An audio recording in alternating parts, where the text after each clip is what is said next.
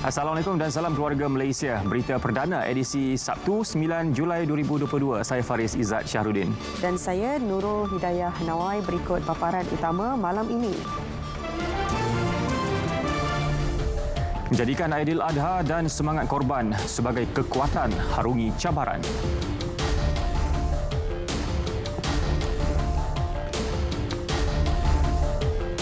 Prestasi ekonomi negara beransur pulih, cermin perkembangan memberangsangkan.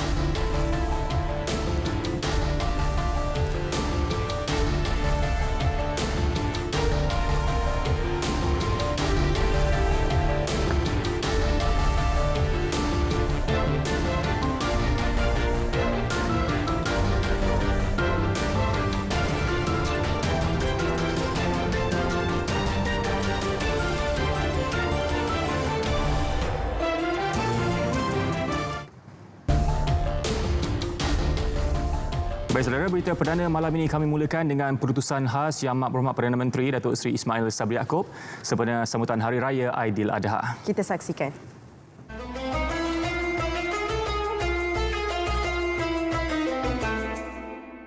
لبيك اللهم لبيك لبيك لا شريك لك لبيك إن الحمد والنعمة لك والملك لا شريك لك.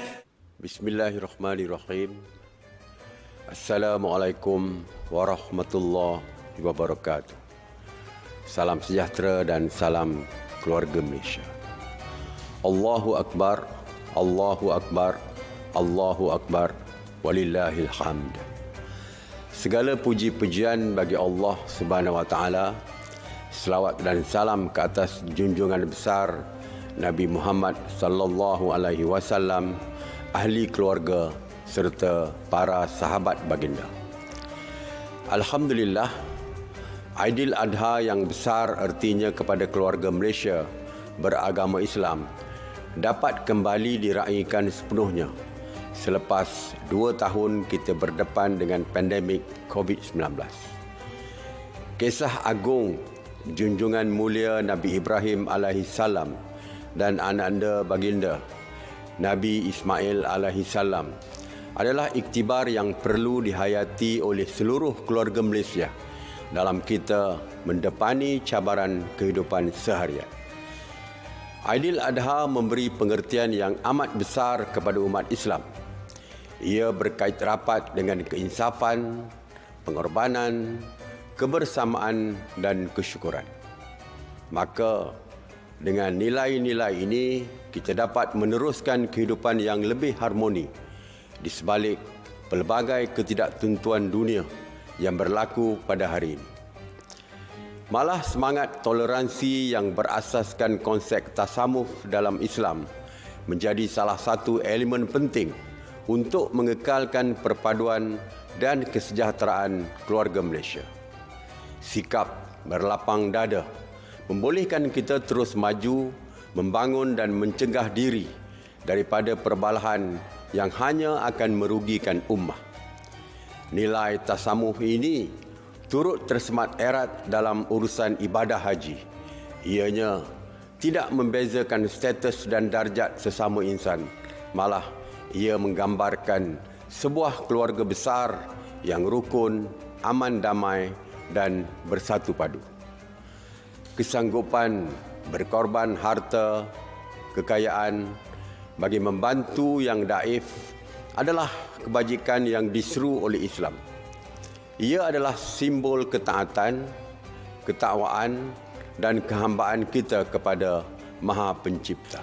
Aidiladha juga mengajar kita mensyukuri nikmat yang dikurniakan oleh Allah Subhanahu wa taala dan berkorban untuk membantu yang memerlukan dan menginsafi nasib mereka yang lebih daif dengan melakukan kebajikan agar yang miskin tidak terpinggir. Ia selari dengan konsep keluarga Malaysia yang saya cetuskan pada Ogos tahun lalu, iaitu bagi memastikan tidak ada keluarga Malaysia yang ketinggalan atau no one will be left behind. Keluarga Malaysia yang saya kasihi sekalian, hari ini seluruh dunia berhadapan dengan cabaran ekonomi yang antara lain berpunca daripada konflik geopolitik dan perubahan iklim global. Ia menjejaskan kehidupan seharian kita semua. Namun begitu, kerajaan sentiasa mendengar dan memahami denyut nadi seluruh keluarga Malaysia. Kerajaan pada masa kini sedaya upaya berusaha untuk menangani impak inflasi global, termasuk menubuhkan pasukan khas jihad tangani inflasi. Pasukan ini berperanan menyatukan semua kementerian dan agensi-agensi berkaitan bagi menyelesaikan kesulitan yang dihadapi oleh keluarga Malaysia dengan segera. Justru, saya menyeru seluruh keluarga Malaysia bersama-sama berganding bahu menanganinya. Ini adalah jihad kita bersama untuk memastikan ekonomi negara kembali pulih. Keluarga Malaysia yang saya kasihi, pada ketika ini lebih 14,000 jemaah Malaysia menjadi tetamu Allah Subhanahu Wa Taala di tanah suci Mekah. Saya mendoakan ke semua mereka dipermudahkan urusan dan dikurniakan haji yang mabrur. Pada masa yang sama, perbezaan fahaman politik antara kita harus diketepikan. Buktikan keinsafan dan kesyukuran kita dengan bersama-sama dalam meningkatkan martabat agama kita serta memupuk hubungan yang baik dengan rakan-rakan kita daripada keturunan dan agama yang lain. Akhir sekali, marilah kita berdoa semoga dengan semangat pengorbanan yang diamalkan oleh keluarga Malaysia, kita mampu menjadikan tanah air ini kalis cabaran, kukuh dan terus maju mendepani apa jua situasi dan cabaran mendatang. Di kesempatan ini, saya, isteri serta seisi keluarga ingin mengucapkan selamat Hari Raya Aidiladha kepada seluruh keluarga Malaysia yang beragama Islam walau di mana saja anda berada. Sekian, wabillahi taufiq wal hidayah. Wassalamualaikum warahmatullahi wabarakatuh. Allahu Akbar, Allahu Akbar, Allahu Akbar, walillahil hamd.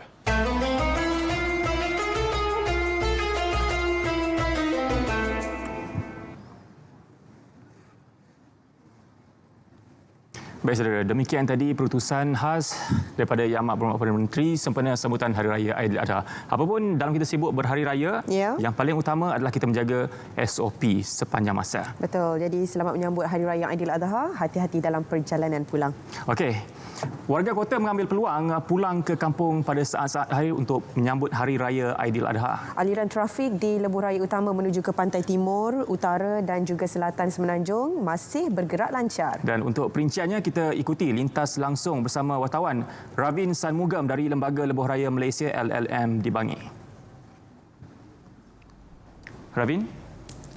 Terima kasih Faris dan Dia di Angkasa Puri. Saudara, seperti mana anda sedia maklum, saya masih berada di Pusat Kawalan Trafik LLM sejak pukul 3 petang tadi untuk mengikuti perkembangan aliran trafik di beberapa lebuh raya utama yang melibatkan lebuh raya arah selatan dan lebuh raya pantai timur. Saudara, saya difahamkan penggunaan jumlah kenderaan di lebuh raya meningkat tengah hari tadi berbanding semalam. Lebuh raya plus yang melibatkan arah utara dan selatan melaporkan peningkatan 2.5% berbanding semalam. Manakala lebuh raya pantai timur pula melaporkan peningkatan 25% hari ini.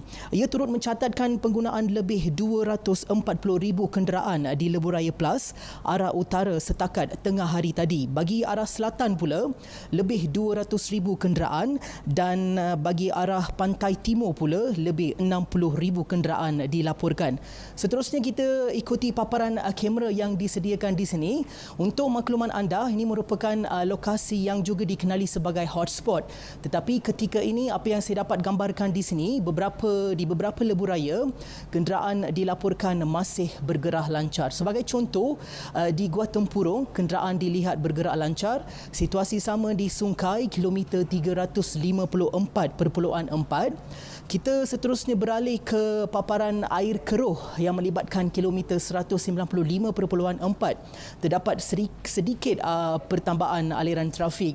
Seterusnya di Port Dickson pula, kenderaan bergerak lancar. Situasi sama di Genting Sempah, juga di Bentong, kilometer 55.5.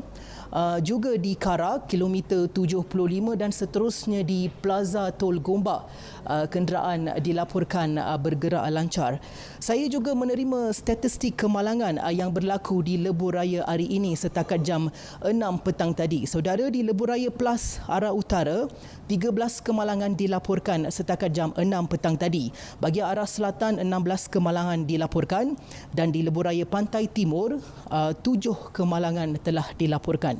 Saudara, pastikan kenderaan anda diselenggara dengan baik bagi memastikan perjalanannya selamat. Itu sahaja laporan saya dari Pusat Kawalan Trafik LLM di sini. Seterusnya kita ikuti lintas langsung bersama wartawan Fabian William yang ketiga ini berada di Plaza Tol Gombak. Fabian, silakan. Ya, Ravin. Aliran trafik di Plaza Tol Gombak ini kekal tenang dan tiada kesesakan berlaku di kedua arah setakat ini berbanding keadaan yang dilaporkan pada pagi hingga tengah hari tadi. Dan mengikut data terkini yang kami peroleh dari Aneh Berhad, untuk hari ini sahaja lebih 8,000 kenderaan menggunakan lebuh raya KL Karak setakat pukul 6 petang berbanding 66,000 setakat 3 petang tadi. Manakala di LPT 1, jumlah kenderaan yang menggunakan lebuh raya itu adalah lebih 51,000 berbanding 35,000 untuk tempoh yang sama. Aneh Berhad menjangkakan sejumlah 1,648,000 kenderaan bakal menggunakan lebuh raya KLK dan 704,000 di LPT 1 kali ini. Ia bagi menyempurnakan ibadah korban dan mengambil peluang bersama keluarga memandangkan cuti hujung minggu yang panjang.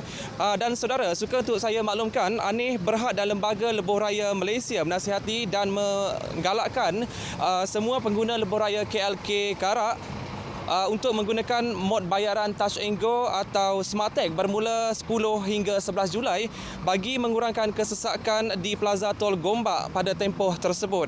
Dan manakala pengguna yang menuju ke Batu Cave dan Kuala Lumpur dinasihati untuk kekal menggunakan lorong kanan sebelum dan selepas Plaza Tol Gombak. Dan ini bertujuan bagi membolehkan pengguna yang menuju ke Ampang dan MRR2 kekal menggunakan lorong kiri sebelum dan selepas Plaza Tol Gombak. Dan ini untuk info trafik terkini boleh rujuk Facebook Lebuh Raya Pantai Timur dan juga Twitter LPT Trafik. Baik, saya kira rakan setugas saya Sazwani Samsu yang kini berada di hentian Jejantas Sungai Buloh sudah pun bersedia dengan laporan trafik di sana. Wani.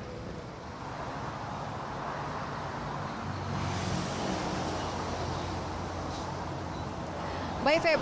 Lancar dan terkawal, itu apa yang boleh saya gambarkan situasi aliran trafik di sekitar hentian Jejantas Sungai Buloh ini. Dan meskipun terdapat sedikit peningkatan jumlah kenderaan berbanding sekitar 5 ataupun 6 petang tadi, namun keadaan trafik di sini masih lagi lancar dan tiada kesesakan dilaporkan.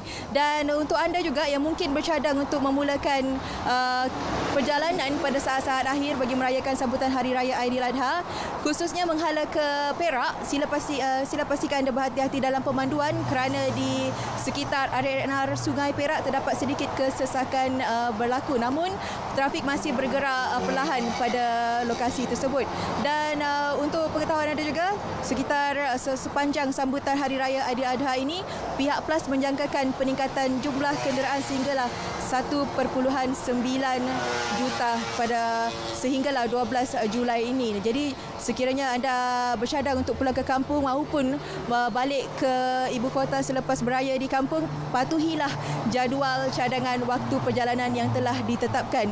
Ianya bagi menjamin perjalanan yang lebih lancar. Baik, saya kira itu perkembangan langsung dari hentian Jejantas Sungai Buloh. Untuk perkembangan berita perdana seterusnya, kembali bersama Faris dan Dia di Angkasa Puri.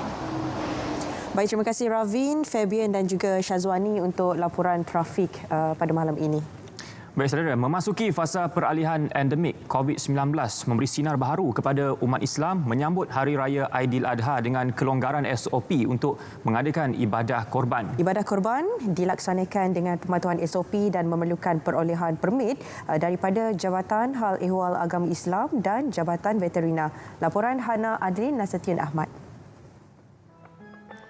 Membuka rezeki kepada pengusaha ladang ternakan, pemilik Sumobek Trading House, Muhammad Nasir Samad, melahirkan rasa syukur kerana dapat menyediakan 30 ekor lembu dan 25 ekor kambing haiwan korban pada tahun ini.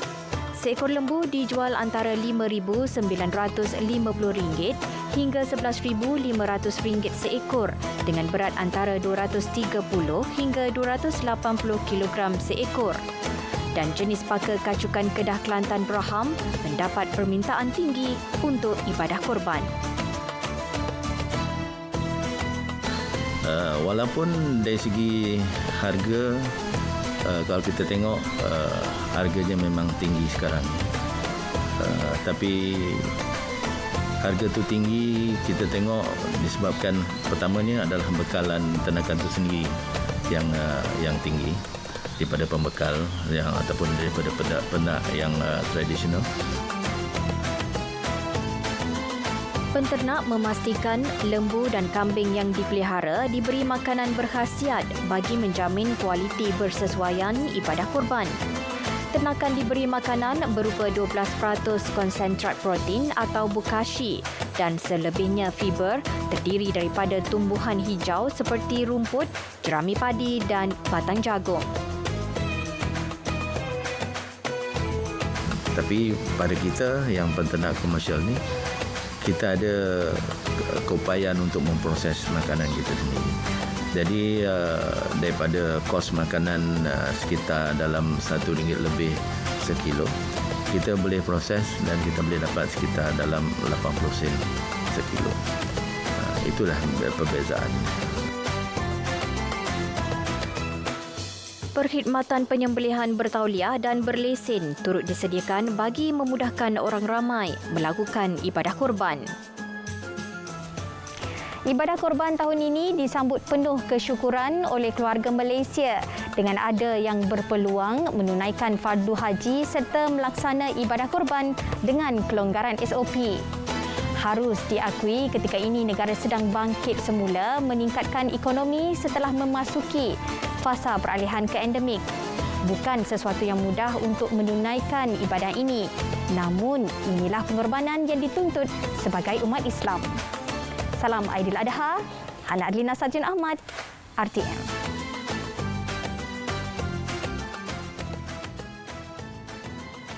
Saudara, kisah pengorbanan ibunda Nabi Ismail alaihissalam, Siti Hajar, memain peranan besar dalam pelaksanaan ibadah korban dan haji. Pengorbanan Siti Hajar bukan hanya sebagai isteri dan ibu kepada seorang Rasul, malah ia adalah contoh keimanan dan kebergantungan yang sangat tinggi terhadap Allah Subhanahu Wa Taala. Kita ikuti laporan yang disediakan wartawan Amin Fauzi. Iman bukan sekadar ucapan di bibir, tapi meyakini dalam hati, mengucap dengan lisan dan menterjemahkannya dengan tindakan.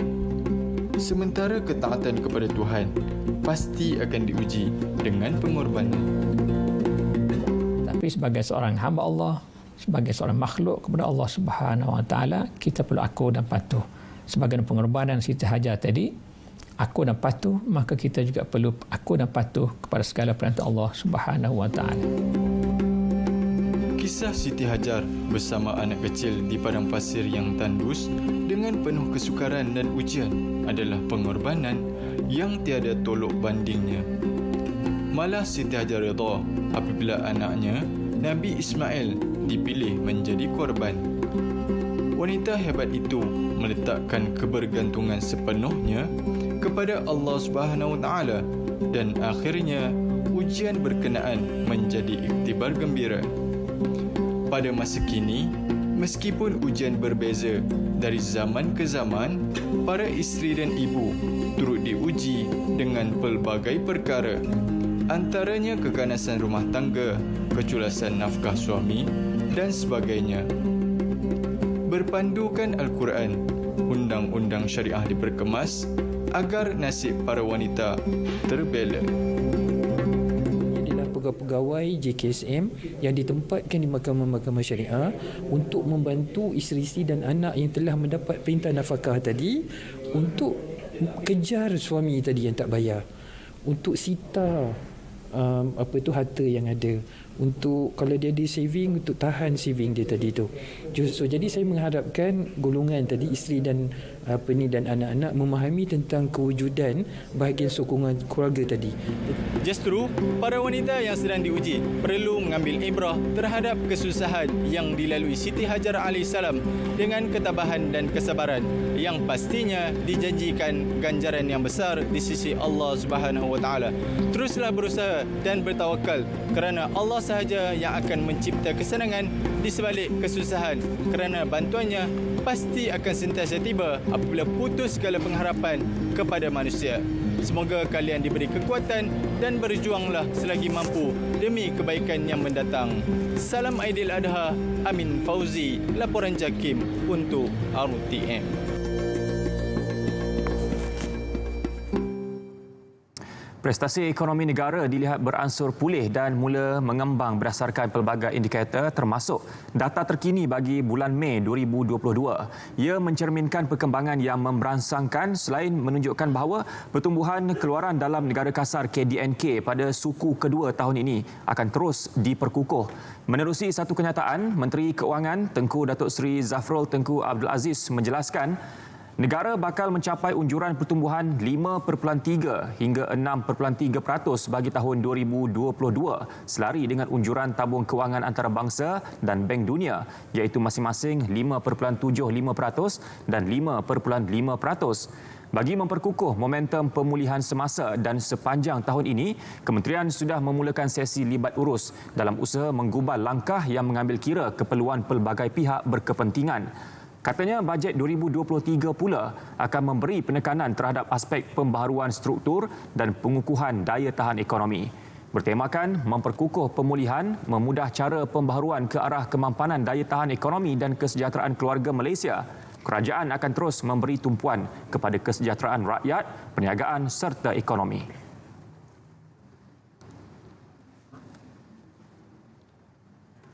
Yang di-Pertuan Agong Al-Sultan Abdullah Riayatuddin Al-Mustafa Billah Shah menzahirkan penghargaan kepada Kerajaan Persekutuan dan Negeri yang mengambil tindakan segera dalam membantu mangsa banjir di Baling Kedah.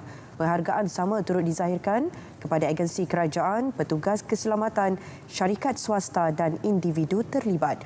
Kenyataan Datuk Pengelola Bijaya Diraja Istana Negara, Datuk Ahmad Fazli Shamsuddin memaklumkan, Seri Paduka menzahirkan rasa duka cita terhadap kejadian banjir yang melanda beberapa kampung di Baling Isnin lepas.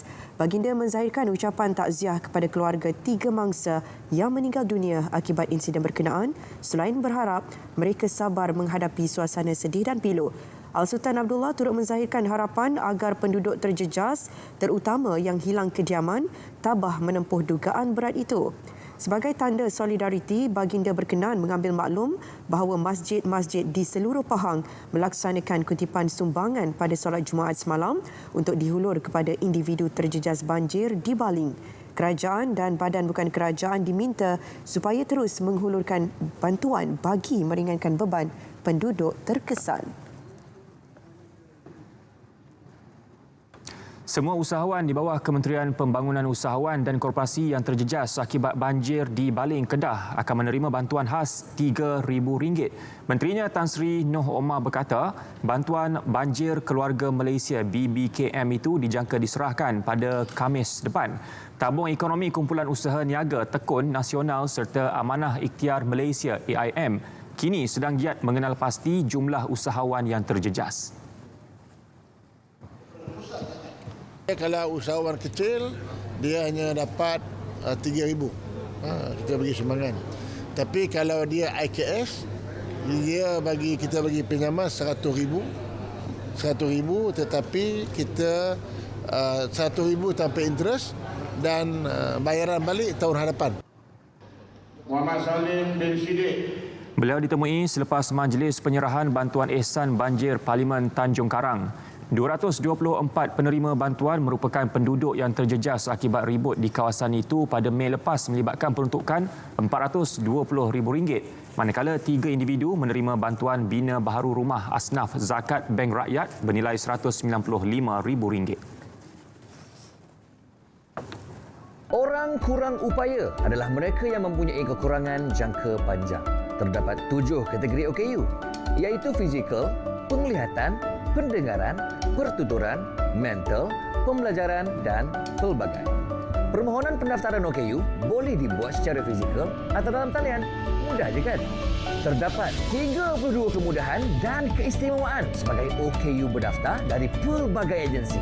Antaranya, pengecualian bayaran pasport, pelepasan cukai pendapatan, keutamaan semasa pemberian vaksin COVID-19, kaunter khas OKU dan sebagainya. Untuk maklumat lanjut, sila layari laman sesawang oku.jkm.gov.my.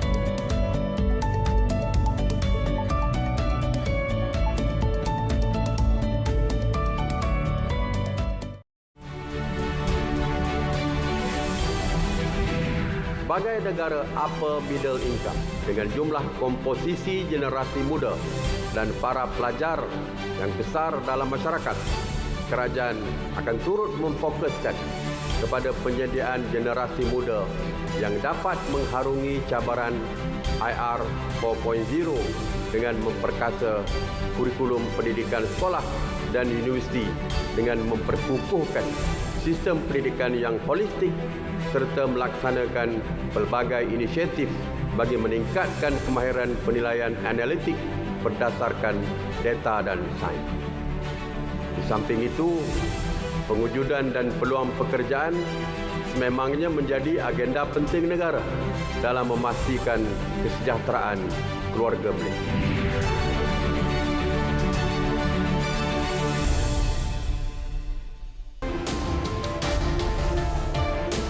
Bertemu kembali. Isu minyak paket bersubsidi terus mengundang perdebatan dalam kalangan rakyat. Benarkah terdapat kekurangan bekalan minyak masak paket bersubsidi di pasaran? Kita ikuti laporan wartawan Suhil Muhammad Nur.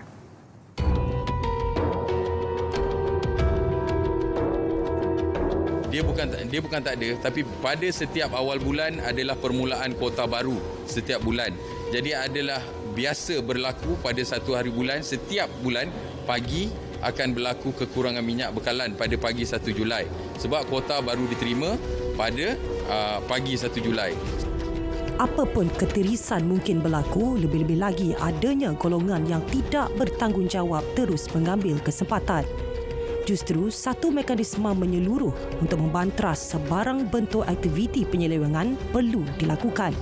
Kita pun tak nak salahkan kerajaan lah. Kerajaan bagi je terbaik untuk rakyat. Tapi orang yang ada lesen-lesen ni semua kena kerja betul lah, kena jujur lah. Yang untuk kita kerajaan bagi, tapi minyak tu pergi kat mana kita tak tahu. Yalah, bantulah sikit. Janganlah dipikir nak buat duit je. Perlu diingat tujuan utama subsidi minyak masak paket ini adalah untuk kelangsungan kegunaan golongan isi rumah dan bukannya tujuan komersial. Kepada semua peniaga-peniaga restoran ni, sila gunakan minyak botol sebabnya rasa sangat tidak adil lah kepada pengguna dan peniaga seperti saya ni.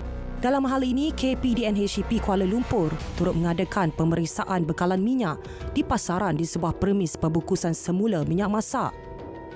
Jadi, saya minta supaya kita sebagai rakyat Malaysia yang bertanggungjawab, yang prihatin, kita kena ingat nasib kawan-kawan kita yang bersama-sama dengan kita, keluarga Malaysia yang sama-sama dengan kita, yang tidak berkemampuan. Sekali lagi saya tekan bahawa minyak paket ini bukanlah untuk kegunaan perniagaan. Minyak paket ini adalah untuk orang meneruskan kelangsungan hidup.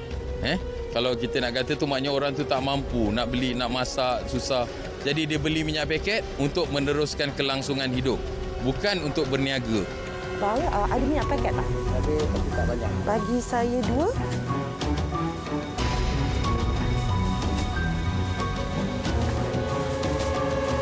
Terima kasih. Benar perniagaan memerlukan kecekapan dalam membataskan kos. Namun, undang-undang adalah untuk dipatuhi, bukan untuk dilanggar atas apa jua alasan. Sudah sampai masanya kita memikirkan keberkatan rezeki yang diperolehi berbanding keuntungan yang diraih. Suhail Muhammad Nur, RTM.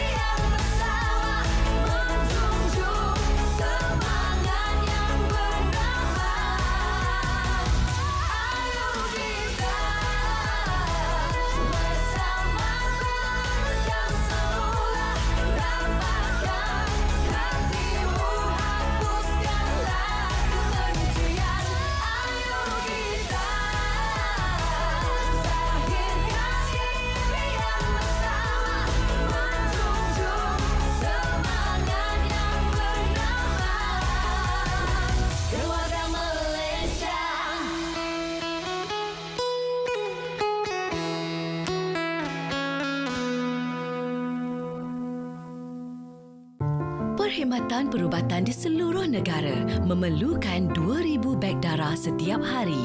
Mengikut tinjauan, hanya 2.5% penduduk Malaysia mendermakan darah. Bagi setiap beg darah yang diperolehi, ia mampu menyelamatkan 3 nyawa. Kami perlukan darah anda. Jom derma darah. Baik, saudara, untuk pemasukan malam ini kita akan bersama dengan Syairul Islam. Ya, silakan Syairul.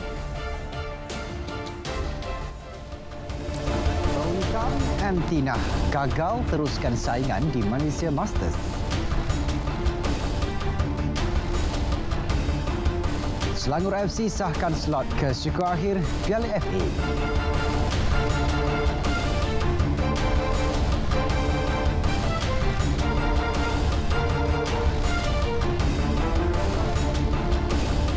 Assalamualaikum, salam sejahtera. Saya Syairul Islam. Untuk perkembangan sukan malam ini, teruskan dengan perkembangan kejohanan badminton Malaysia Masters 2022. Beregu wanita nombor 1 negara Perlitan dan Amtinah gagal meneruskan saingan selepas tewas kepada beregu nombor 1 dunia Chen Qinchen Jia Yifan 10-21, 19-21. Berlangsung di Axiata Arena, gandingan negara gagal menyaingi ketangkasan pilihan nombor 1 kejohanan apabila ketinggalan 11-4 pada satu ketika. Meskipun cuba untuk bangkit, mereka tewas 10-21. Situasi berbeza di set kedua dengan sokongan padu penyokong. Juara terbuka Switzerland 2021 itu mampu mengimbangi corak permainan pasangan dari China apabila mengikat kedudukan 12-12 pada satu ketika. Nasib malang menimpa beregu negara selepas Tinah mengalami kecederaan ketika ketinggalan pada kedudukan 13-16. Beregu negara kemudian berjaya mengikat kedudukan 19-19, namun Ching Fan dan Yi Fan kembali memperkemas aksi mereka untuk menang 21-19 sekaligus mara ke final. Kita beralih ke perkembangan bola sepak. Selangor FC mengesahkan slot ke suku akhir Piala FA selepas menewaskan Kuala Lumpur KL City FC 1-0 pada aksi pusingan kedua di Stadium Majlis Bandaraya Petaling Jaya, Kelana Jaya. Dalam pertembungan derby Lembah Kelang itu, Selangor dan KL City mempamerkan corak permainan berhati-hati babak pertama dan gagal memecah kebuntuan sehingga rehat. Memasuki babak kedua, Selangor mula mengorak langkah dengan beberapa percubaan ke arah gawang KL namun dipatahkan penjaga gol Kevin Mendoza. Strategi The Red Giants masukkan Alif Haikal Oman Hakim Lau akhirnya membuahkan hasil apabila pemain itu meledak gol tunggal perlawanan pada minit ke-61. Tersentak dengan jaringan itu, The City Boys cuba menyamakan kedudukan dengan beberapa percubaan Jordan Mintah namun gagal menewaskan penjaga gol Selangor, Samuel Somerville. Keputusan 1-0 kekal sehingga tamat permainan. Kemenangan ini menyaksikan Selangor bakal bertemu Sabah FC di suku akhir pada 23 Julai ini.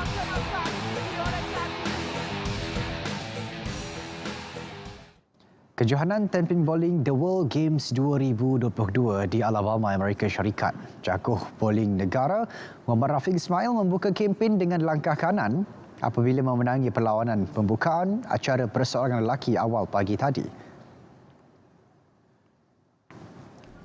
Muhammad Rafiq melakukan 257 jatuhan pin menewaskan pencabarnya dari Australia, Callum Brock yang membuat 208 jatuhan pin pada perlawanan pertama berlangsung di Spetham Trustville. Pada perlawanan kedua, Rafiq sekali lagi membuat 257 jatuhan pin manakala Brock hanya mampu membuat 212 jatuhan pin.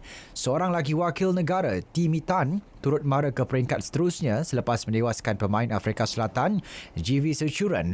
Timmy ketinggalan pada perlawanan pertama selepas melakukan 200 jatuhan pin, sementara GV dengan 218 jatuhan pin.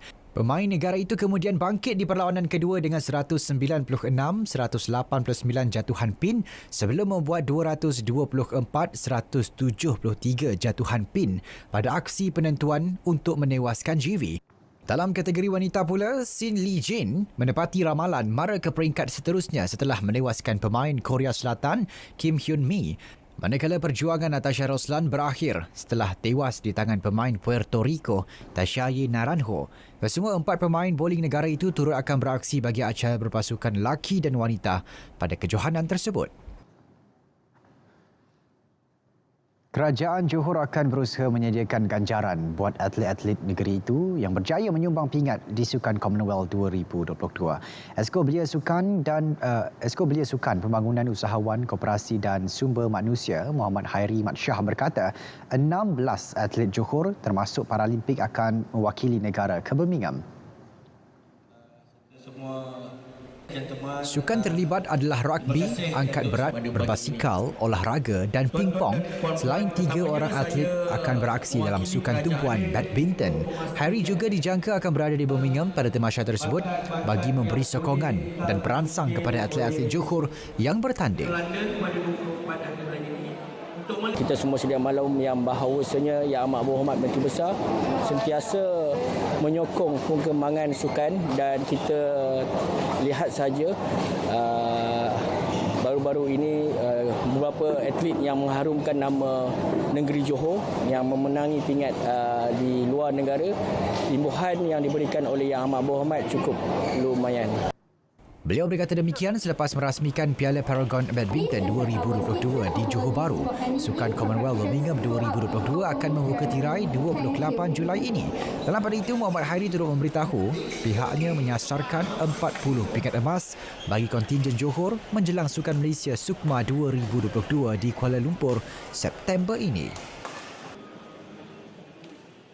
Baik, dalam pada itu, skuad rugby 7 sebelah negara tetap bersemangat biarpun menghadapi kesukaran menjelang Sukan Commonwealth Birmingham. Ketua Jurulatih Saizul Hafifi Mat Noor menyatakan pasukan di bawah kendaliannya itu tekad mempamerkan aksi terbaik walaupun ini merupakan pentas besar pertama buat kebanyakan pemain.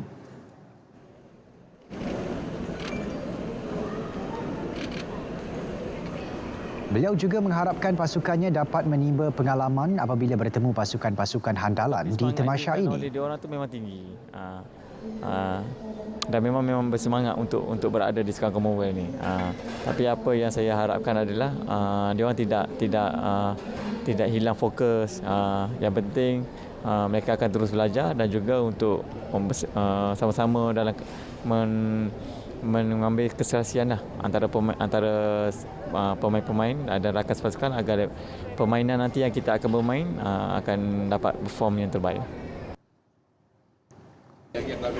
Beliau ditemui media sebelum berangkat ke Birmingham di lapangan terbang antarabangsa Kuala Lumpur KLIA. Tambah Saizul, ketika ini kesemua pemainnya berada dalam keadaan yang terbaik dan tiada sebarang kecederaan. Skuad Rugby negara akan menghadapi beberapa perlawanan persahabatan dan kejohanan Worcester 7. Ia sebagai persiapan terakhir sebelum tamasya Commonwealth bermula. Pentas Liga E-Sukan Tempatan seperti EMFL dan E-Piala Malaysia merupakan platform yang baik untuk perkembangan karier pemain kompetitif. Atlet E-Sukan Ahmad Akmal Abdul Rafil yang juga pemain GBX E-Sport berkata hanya E-Liga Tempatan Malaysia dan Jepun yang mendapat pengiktirafan daripada EA Sports di rantau Asia. Tambah Akmal, Liga di bawah kendalian Electronic Arts atau EA ini memberikan slot khas buat pemain tempatan untuk beraksi di peringkat lebih tinggi seperti FIFA Global Series Playoff. Dia penting sebab dia beri pendedahan kepada semua player kompetitif yang ada in the local scene. For example, tahun ni Raja Boss dan Halweg daripada Melaka yang pergi bertanding di FGS Playoff. So itu akan membuka mata pada komuniti lokal lah untuk tengok ada tournament EA yang hosted di Malaysia ni. Bagaimanapun, Akmal akui Malaysia masih kekurangan liga tempatan yang kompetitif jika dibandingkan dengan negara-negara Eropah. Namun itu tidak bermakna pemain negara tidak dapat memberikan cabaran di kejohanan seperti E-Nation Cup, FIFA E-Club World Cup, E-Champions League dan banyak lagi. Bekas atlet olahraga negara Zulkifli Muhammad Yatim meninggal dunia akibat kanser hidung di Hospital Kuala Lumpur HKL hari ini. Pengerusi Yayasan Kebajikan Atlet Kebangsaan Yakib, Datuk Nurul Arifin Abdul Majid berkata, beliau menghembuskan nafas terakhir pukul 7.40 pagi tadi pada usia 59 tahun. Allahyarham Zulkifli merupakan pemenang pingat emas Sukan SEA Kuala Lumpur 1989 dalam acara 110 meter lari berpagar. Jenazah dilaporkan akan dikebumikan di Kampung Berisu, Simpang 4, Alur Gajah, Melaka. Allahyarham meninggalkan seorang balu dan dua anak perempuan berusia 28 dan 18 tahun. Beralih ke perkembangan sukan luar negara. Skuad Manchester United tiba di Bangkok, Thailand siang tadi untuk mengharungi sesi jelajah pramusim. Ia merupakan jelajah pertama mereka dalam tempoh 3 tahun susulan pandemik COVID-19 yang melanda dunia. Kehadiran mereka disambut meriah penyokong yang berkumpul di lapangan terbang Don Muang di Bangkok. Pengendali baru Erik ten Hag dilapor membawa 31 pemain dalam siri jelajah pramusim ini. Namun penyokong kelab itu tidak akan dapat melihat aksi Cristiano Ronaldo yang dikatakan memiliki urusan keluarga. Antara tonggak utama lain yang tidak disenaraikan adalah Phil Jones, Brandon Williams dan Andreas Pereira. Pemain-pemain berpengalaman yang dibawa kali ini antaranya Harry Maguire, Bruno Fernandes, Marcus Rashford dan David Gea, manakala selebihnya adalah pemain-pemain muda. United akan bertemu Liverpool dalam aksi persahabatan di Stadium Nasional Raja Manggala pada Selasa sebelum terbang ke Australia untuk siri pertemuan lain seterusnya. Pemain kebangsaan Perancis Paul Pogba telah tiba di Itali bagi melengkapkan perpindahan ke Juventus.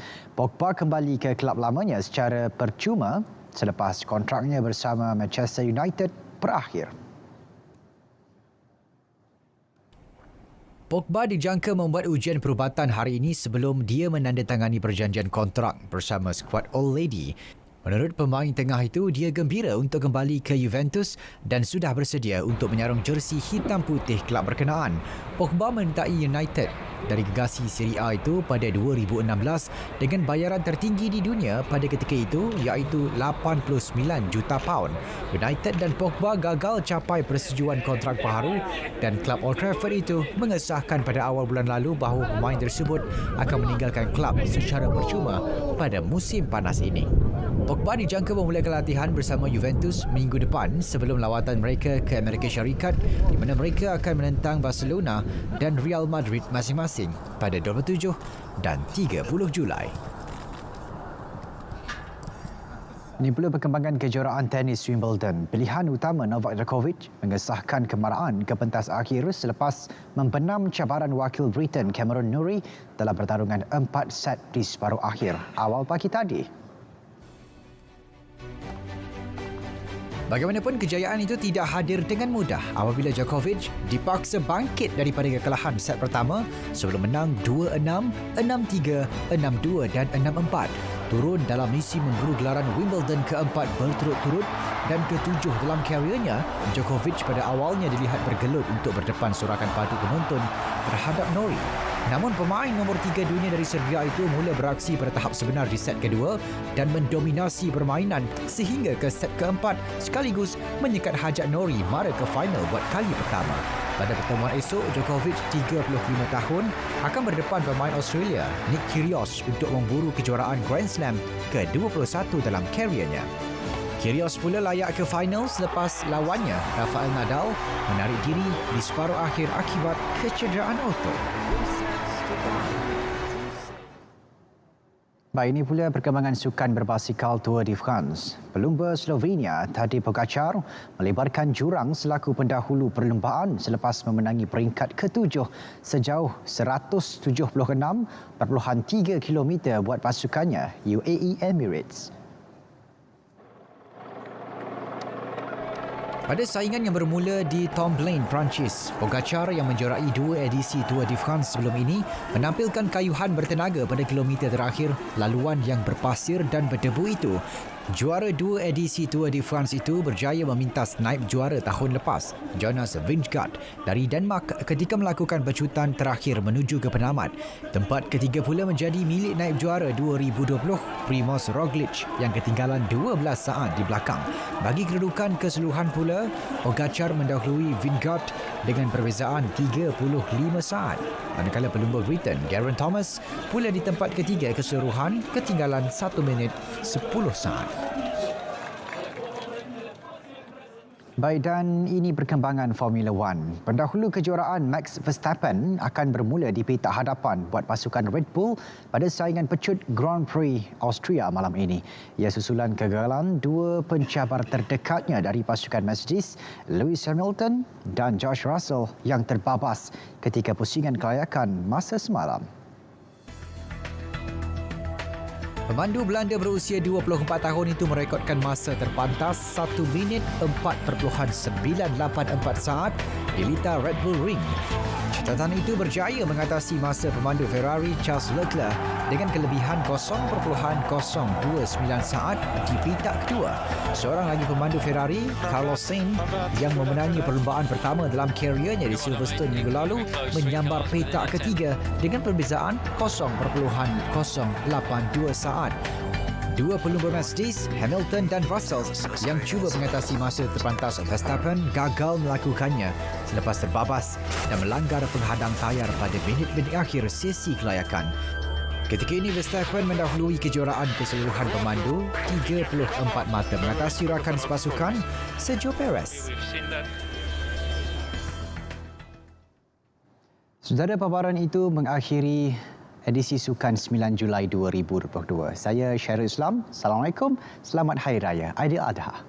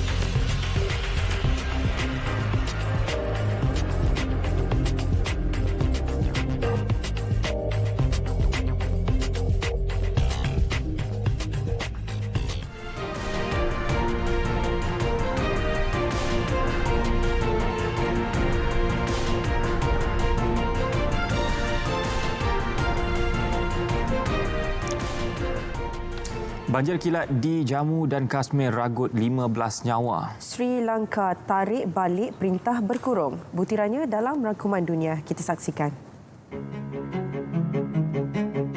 Hujan lebat menyebabkan banjir kilat dekat kuil Gua di Jammu dan Kashmir, India. Sekurang-kurangnya 15 orang terkorban dan berpuluh-puluh lagi hilang. Berikutan tragedi itu, aktiviti ziarah ke Gua Amarnath dihentikan buat sementara waktu.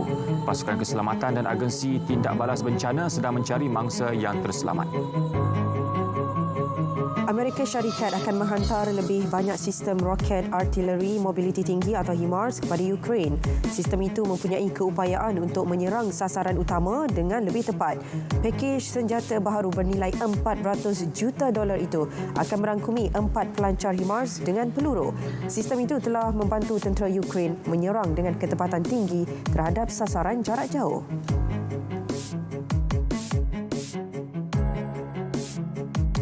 Kenderaan jenazah yang membawa jasad bekas Perdana Menteri Shinzo Abe yang dibunuh tiba di Tokyo dari Nara. Kenderaan itu dilihat memasuki kediaman Abe di Ibu Negara. Rakaman TV menunjukkan anggota kanan Parti Liberal Demokratik memakai pakaian berwarna hitam dan berbaris untuk memberi penghormatan. Abe maut selepas ditembak seorang penyerang ketika sedang berkempen di wilayah Nara.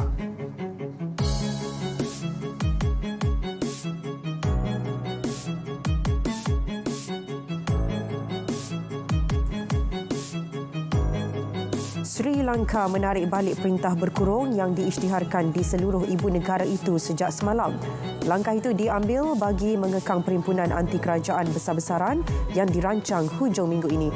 Arahan itu dikeluarkan ketika beribu-ribu penunjuk perasaan anti-kerajaan berarak ke ibu negara menjelang perhimpunan untuk mendesak Presiden Gotabaya Rajapaksa meletak jawatan berikutan krisis ekonomi negara yang semakin meruncing.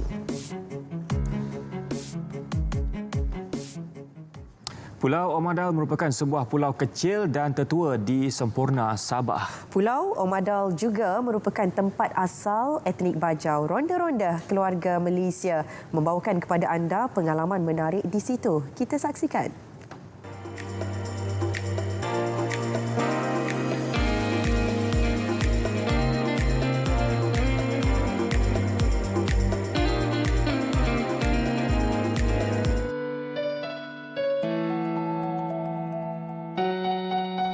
Sekarang ni saya nak pergi ke Pulau Omadal kat Semporna ni. Katanya ada benda yang menarik kat sana untuk kongsikan pada anda semua. Jom.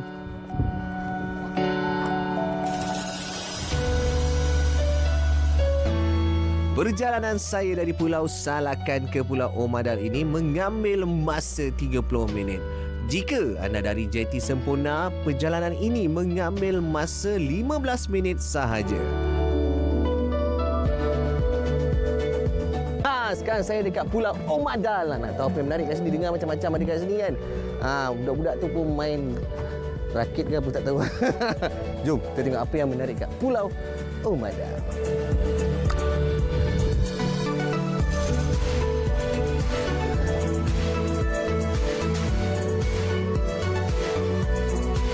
Masyarakat Bajau di sini terkenal dengan kesenian ukiran kayu termasuk kepakaran mengukir batu nisan.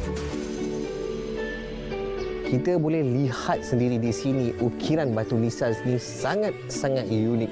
Bukan saja tempat dia yang cantik tapi ukiran batu nisan di sini yang unik dan juga ternyata Islam juga dahulu dah datang dekat sini. Dekat sini batu nisannya, ukirannya tulisan Jawi.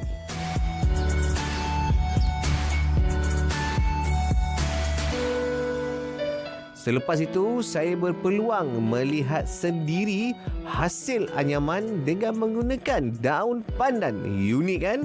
Terdahulu, saya disambut dengan tarian tradisi masyarakat di sini.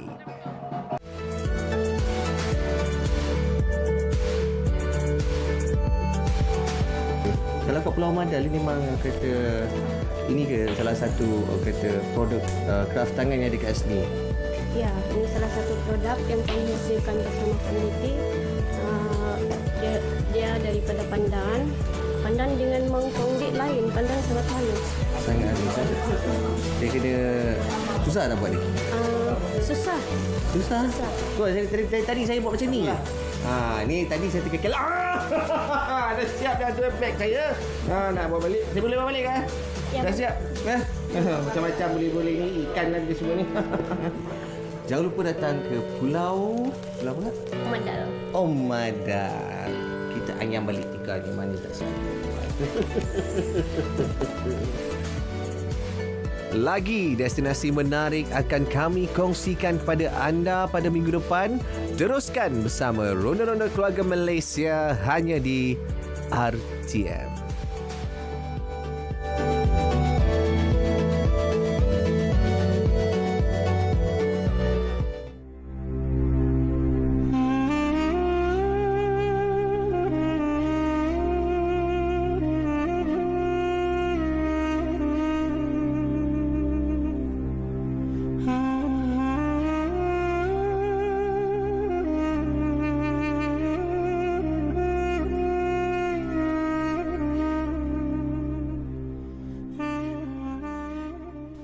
Sayang.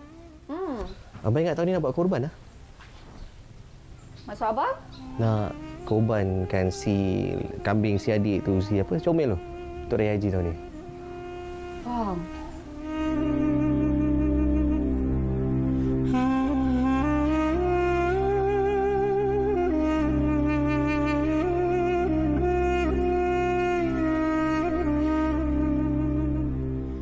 Adik bawa apa ni? Adik tak bawa apa-apa? Adik tahu tak ibadah korban tu untuk apa sebenarnya?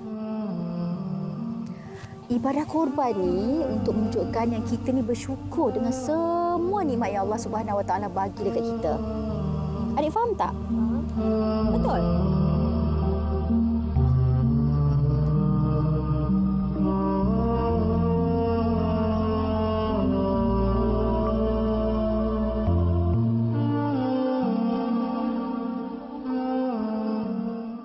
Adik.